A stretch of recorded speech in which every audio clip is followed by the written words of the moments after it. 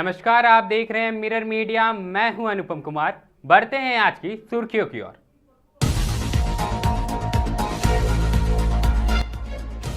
झारखंड के राज्यपाल संतोष कुमार गंगवार पहुंचे जमशेदपुर। बहरागोड़ा और सरायकेला के कार्यक्रम में हुए शामिल।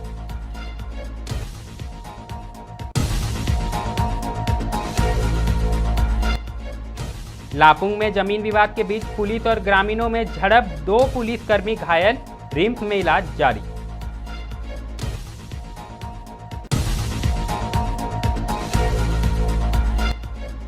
सरायकेला में मांझी टोला गोलीकांड का 48 घंटे में खुलासा, आपसी रंजिश में चलाई गई थी गोली, बाइक के साथ 4 गिरफ्तार।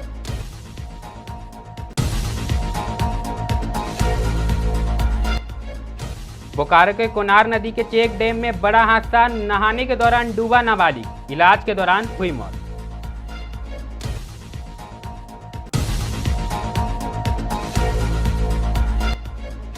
जमशेदपुर में दर्दनाक सड़क हादसा, युवक की मौत, मृतक के परिजन थाने पहुंचकर की मुआवजे की मांग।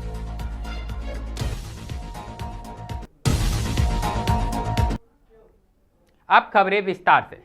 सबसे पहले बात हम राजधानी रांची की करेंगे, जहां लापुंग थाना क्षेत्र से एक बड़ी और तनावपूर्ण घटना सामने आई है। मंगलवार को कोयरी राना बस्ती में जमीन विवाद को लेकर ग्रामीणों की बैठक हो रही थी। इसी दौरान मौके पर पुलिस टीम समझाने पहुंची, लेकिन बात बिगड़ गई और पुलिस और ग्रामीणों के बीच झड़प हो गई। इस झड़प में 2 पुलिसकर्मी घायल हो गए, वहीं एक ग्रामीण को भी गोली लग गई, जिसे पुलिस ने तुरंत अपनी कस्टडी में लेकर सदर अस्पताल पहुंचाया। डॉक्टरों ने प्राथमिकता इलाज के बाद ग्रामीण को रिम्स रेफर कर दिया। फिलहाल मौके की स्थिति तनावपूर्ण बनी हुई है, लेकिन पुलिस पूरे मामले की जांच में जुटी हुई है।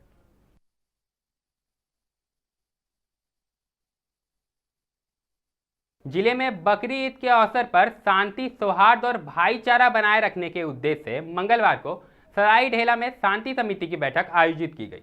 बैठक में जनप्रतिनिधियों और समाज सेवियों से सहयोग की अपील की गई।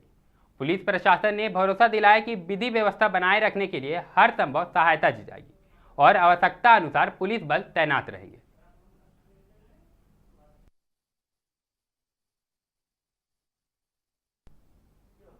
अगली खबर जमशेदपुर से आई है, जहां एक दर्दनाक सड़क हादसे की खबर ने दिल को झंझोर कर रख दिया। परसूडी थाना क्षेत्र के 4 खंबा चौक के पास एक अनियंत्रित जेसीबी ने बाइक सवार युवक को अपनी चपेट में ले लिया। हादसे में युवक की इलाज के दौरान मौत हो गई। मृतक की पहचान सिद्धगोड़ा क्रॉस रोड नंबर 10 निवासी 28 वर्षीय रमेश टुड्डू के रूप में हुई है। रमेश अपनी बाइक से स्टेशन से सुंदरनगर की ओर जा रहा था, तभी 4 खंबा चौक के पास तेज रफ्तार जेसीबी ने उनकी बाइक को टक्कर मार दी। घटना के तुरंत बाद स्थानीय लोगों ने रमेश को गंभीर हालत में सदर अस्पताल पहुंचाया, जहां इलाज के दौरान उसकी मौत हो गई। परसुडी थाना प्रभारी मोहम्मद फैज अहमद ने बताया कि शव को पोस्टमार्टम के लिए भेज दिया गया है और जेसीबी को जब्त कर लिया गया है। मामले की आगे जांच की जा रही है। इधर मृतक के परिजन थाना पहुंचे और मुआवजे की मांग की।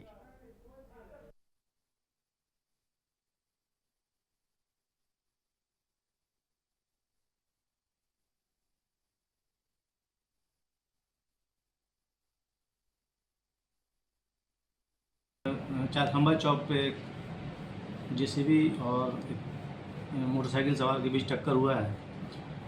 घायल के बारे में पूछने पर पता चला कि लोगों के द्वारा जल्दीबाजी में उसको उठा करके सदर अस्पताल ले जाया गया है, लेकिन सदर अस्पताल से संपर्क करने पर पता चला कि उसकी मृत्यु हो चुकी है। क्या नाम है युवक का, उम्र कितनी होती है? युवक का नाम रमेश टुड्डू के रूप में सामने आया है अभी तक, और उसकी उम्र लगभग 28 वर्ष। कहाँ का रहने वाला है सर ये? Sidhgora cross road number 10। आगे क्या कुछ कार्रवाई सर आपको की जाए? गाड़ी को जेसीबी को थाना लाया गया है अभी, चालक तो वहाँ से भाग चुका था। झारखंड के राज्यपाल संतोष गंगवार मंगलवार को जमशेदपुर पहुंचे और साउथ बिहार एक्सप्रेस ट्रेन से टाटानगर रेलवे स्टेशन पर उतरे, जहां उनका उपायुक्त, एसएसपी और बार काउंसिलिंग अध्यक्ष राजेश कुमार शुक्ला ने फूलों से स्वागत किया। स्टेशन से राज्यपाल सीधे सर्किट हाउस पहुंचे, जहां कुछ देर ठहरने के बाद वे बहरागोड़ा आयोजित एक कार्यक्रम में भाग लेने रवाना हुए। इसके उपरांत वे सरायकेला जिले में एक कॉलेज कार्यक्रम में भी शामिल हुए। दिन भर के कार्यक्रम के बाद राज्यपाल शाम में रांची के लिए प्रस्थान करेंगे।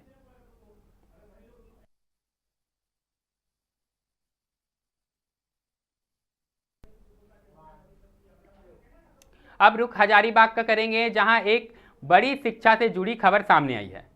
आनंदा महाविद्यालय में इस साल की नामांकन प्रक्रिया को लेकर छात्रों में भारी नाराजगी देखने मिल रही है। छात्रों का आरोप है कि कॉलेज प्रशासन द्वारा नामांकन प्रक्रिया में अनियमितता बरती जा रही है और उन्हें बिना वजह परेशान किया जा रहा है। छात्रों ने खास तौर पर स्पोर्ट्स कोटा के तहत हो रहे नामांकन में अड़चनों की शिकायत की है। उनका कहना है कि आर्थिक रूप से कमजोर छात्रों के लिए आधे शुल्क पर नामांकन की सुविधा है, लेकिन इसके बावजूद उन्हें इसका लाभ नहीं मिल पा रहा है। साथ ही छात्रों ने फीस में अनावश्यक वृद्धि का भी आरोप लगाया है, जिससे कई परिवारों पर अतिरिक्त आर्थिक बोझ बढ़ गया है। इस पूरे मामले में कॉलेज प्रशासन की ओर से सफाई दी गई है कि नामांकन प्रक्रिया पूरी तरह से नियमों के तहत चल रही है। अगर किसी छात्र को कोई दिक्कत हो रही है तो उसका समाधान करने के प्रयास किए जाएंगे। प्रशासन ने यह भी कहा है कि छात्रों की शिकायतों को गंभीरता से लिया जा रहा है और जल्द ही सभी समस्याओं का समाधान निकालने की दिशा में ठोस कदम उठाए जाएंगे।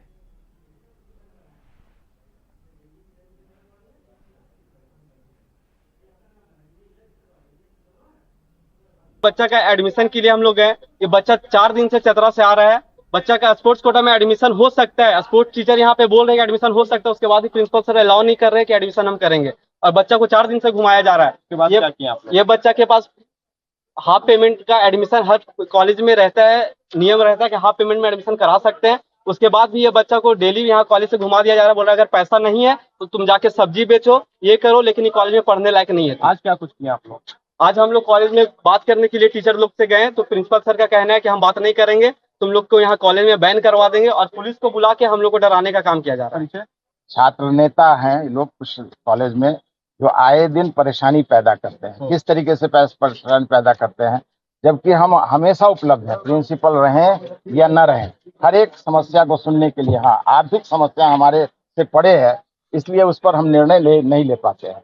बाकी जितनी समस्याएं हैं, अब इन लोगों का डिमांड है कि आप प्रिंसिपल चैम्बर में बैठिए। आखिर हमारा ड्यूटी अपने डिपार्टमेंट में भी है, लेकिन और यहाँ पर स्टाफ को जानकारी है, जो आते हैं बच्चे वहाँ पर कोई समस्या को लेकर के, तो उनको रीडायरेक्ट कर दिया जाता है कि कॉमर्स डिपार्टमेंट में चले जाओ, वहाँ सर बैठे हुए हैं और हर एक की समस्या को हम आसानी से सुलझाते हैं और सॉल्व करने का भरसक प्रयास करते हैं। यानी आपके कहने का मतलब है कि जो प्रशासन है, यानी कॉलेज के प्रशासन सही है और बच्चे गलत है? नहीं, बच्चे भी अपने जगह पर सही हो सकते हैं। उसका कारण बतला रहे हैं कि स्टूडेंट जो हैं हमारे पास ना आकर के इनके पास चले जाते हैं।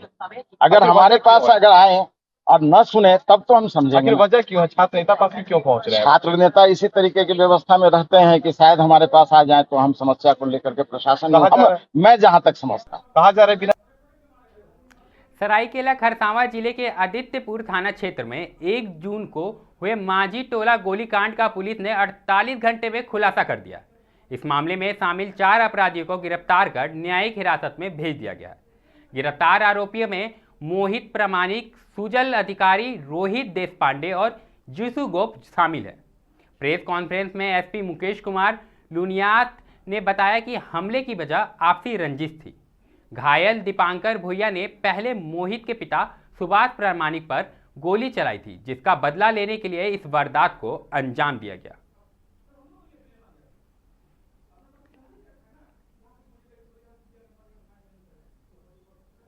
छापामारी दल द्वारा मानवीय आसूचना तकनीकी साक्ष्यों के आधार पर इस घटना को कारित करने वाले 4 अपराधकर्मियों को गिरफ्तार किया गया है तथा उनकी निशानदेही पर एक लोडेड पिस्टल घटना में प्रयुक्त मोटरसाइकिल को बरामद किया गया है। घटना के कारणों के संदर्भ में पूछताछ करने पर ज्ञात हुआ कि जो दीपांकर भुइया है, इस कांड के मुख्य अभियुक्त मोहित प्रमाणिक, जिसको भी गिरफ्तार किया गया। मोहित प्रमाणिक के पिता सुभाष प्रमाणिक पर अगस्त 2024 में गोली चलाया था। उसी का बदले लेने की भावना से इसके द्वारा इस घटना को अंजाम दिया गया है। मोहित प्रमाणिक जो गिरफ्तार अपराधकर्मी है, उसमें मोहित प्रमाणिक, सुजल अधिकारी, रोहित देशपांडे और जी। बोकारो जिले से गोमिया प्रखंड से एक दुखद घटना सामने आई है। IIL थाना क्षेत्र के खबरा गांव के पास कोनार नदी पर बने उच्च स्तरीय चेक डैम में नहाने के दौरान एक नाबालिग डूब गया। घटना के तुरंत बाद मौके पर ग्रामीणों ने खोजबीन शुरू की, लेकिन चेक डैम की गहराई अधिक होने के कारण खेतकों से स्थानीय गोताखोरों की टीम को बुलाना पड़ा। सूचना मिलते ही गोमिया के CO आफताब आलम, BDO महादेव कुमार महतो और थाना प्रभारी प्रफुल्ल कुमार महतो घटनास्थल पर पहुंचे। कुछ देर की मशक्कत के बाद नाबालिग को बेहोशी की हालत में बाहर निकाला गया और इलाज के लिए अस्पताल ले जाया गया, जहां डॉक्टरों ने उसे मृत घोषित कर दिया। यह घटना इलाके में शोक और चिंता का विषय बन गई है। प्रशासन ने मामले की जांच शुरू कर दी है।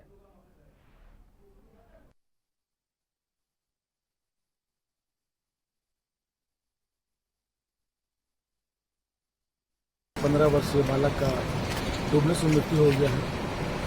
और जब सूचना प्राप्त हुआ थाना को और एडमिनिस्ट्रेशन को, तो हम लोग तुरंत एक्शन लेते हुए घटनास्थल पर पहुँचे। थाना प्रभारी आईएल के सहयोग से, उसकी तत्परता से आसपास के लोगों को जमा करके उसको नदी से निकाला गया और तत्काल उसको राहत के लिए हॉस्पिटल ले जाया गया। वहाँ चिकित्सकों ने उसे मृत घोषित किया। उसके बाद हम लोगों ने उसे हॉस्पिटल सदर अस्पताल बोकारो भिजवाया है पोस्टमार्टम के लिए। उसके बाद हम लोग यहाँ पर पूरा पुलिस थाना और हम लोग यहाँ प्रशासनिक टीम यहाँ करके इस नदी में जो भी लोग यहाँ पर वाटरफॉल टाइप का यहाँ पर बना हुआ है, वाटर पार्क, इसमें कर उसको एहतियात के तौर पर इसको हम लोग अभी बैंक। धनबाद के बागमारा से मजदूरों की बड़ी बैठक सामने आई है। बिहार जनता खान मजदूर संघ ने 22 सूत्री मांगों को लेकर कतरात क्षेत्रीय कार्यालय में बीसीसीएल प्रबंधक से वार्ता की। बैठक की अध्यक्षता छोटू सिंह ने की, जबकि यूनियन की ओर से महामंत्री रणविजय सिंह ने मांगों को रखा। रणविजय सिंह ने बताया कि प्रबंधन ने पदोन्नति, आवास, मरम्मत, बिजली पानी, शौचालय, संडे कटौती और डीजल चोरी जैसी प्रमुख मांगों पर सहमति जताई है। उन्होंने बीसीसीएल की विस्थापन नीति और कोयला चोरी को गंभीर मुद्दा बताया और इसमें सुधार की मांग की है।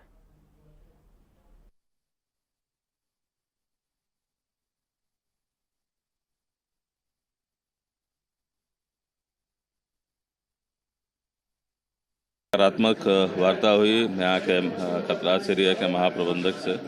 मजदूरों की 22 सूत्री मांग थी, जिसमें करीब इन्होंने आश्वस्त कर दिया है कि जो भी मांगे हैं उसको हम लोग पूरा करेंगे। और लेकिन हम लोग चिंता इस बात का है कि जो विस्थापन नीति जो बीसीसीएल में है उसमें फेरबदल करने की हम लोगों को लिए आवश्यक है, क्योंकि अभी जो भी कार्य पूरे बीसीसीएल में जो चल रहा है, पूरे कोयलांचल में चल रहा है, अधिक आउटसोर्स को दिया जा रहा है और आउटसोर्स कंपनी भी काम को आगे नहीं बढ़ा पा रही है, क्योंकि ज़मीन का मुद्दा अभी जो बढ़ रहा है या विस्थापितों का जो मुद्दा है, तो इन सब विषयों पर अभी चर्चा हुई है। अब रुख साहेबगंज का करेंगे, जहां मिर्जा चौकी थाना क्षेत्र के अंतर्गत दामीन भिट्टा मौजा स्थित जय माता दी स्टोक वर्क खदान में बीती रात बड़ी वारदात को अंजाम दिया गया। अज्ञात नकाबपोश अपराधियों ने खदान में घुसकर 2 पोकलेन और 2 हाइवा को आग के हवाले कर दिया। सभी वाहन जलकर पूरी तरह से खाक हो गए। घटना रात करीब 12 बजे की है, जब 10 से 15 की संख्या में नकाबपोश अपराधी हथियारों के साथ खदान में घुसे। खदान के गार्ड को बंधक बनाने के बाद उन्होंने वाहनों में आग लगा दी और मौके से फरार हो गए। घटना की सूचना पर मिर्जा चौकी थाना प्रभारी रुपेश कुमार और एसडीपीओ किशोर तिर्की रात में ही मौके पर पहुंचे और जांच शुरू कर दी। फिलहाल घटना के पीछे की वजह स्पष्ट नहीं हो पाई है। पुलिस ने खदान गार्ड से पूछताछ की, जिसमें उसने बताया कि सभी हमलावर नकाब में थे और किसी की पहचान संभव नहीं हो सकती। पुलिस ने पूरे मामले की गहराई से जांच शुरू कर दी है।